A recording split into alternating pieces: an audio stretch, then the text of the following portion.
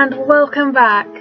So it was recently International Women's Day, March 8th, a day that celebrates women who changed history.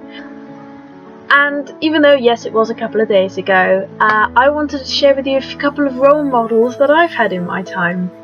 My first role model would have to be Florence Nightingale, who was a revolutionary in terms of medical advancement during the Crimean War. She took a group of 40 nurses and went into a very nasty war zone and took care of the injured and sick and even the dying.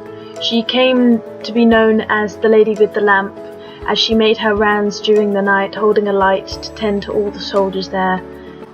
One of her many sayings was one of these: "I attribute my success to this. I never gave or took any excuse."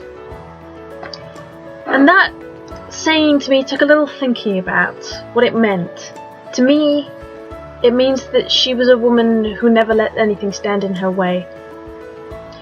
It means that she did not let the fact that she was a woman stop her from doing her job or what she felt was right, because at that time in life she would have been considered unequal to men, and she never let that get in her way. She never let other people stop her, and most importantly she never let herself stop her. My second role model is not a woman in specific, but many women. The suffragettes.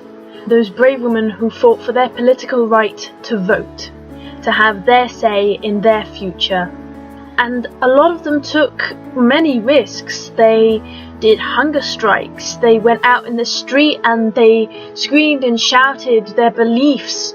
They got arrested and it was very dangerous for them. But they wanted equality, and the vote was one way of securing that, of being able to be considered equal to a man. That sacrifice that those women made was incredibly brave and took a great amount of strength. They finally did get an equal vote next to a man in 1928, and those women inspired me to be a little stronger, to never back down, to fight like a woman, basically. Those women taught me never to give up.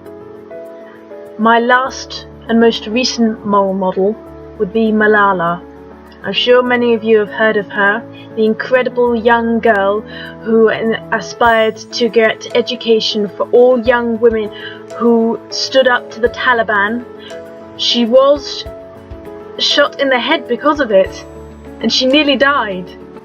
And I cannot imagine the fear she must have had, but also the unimmeasurable courage she must have had in that moment when she stood up for them.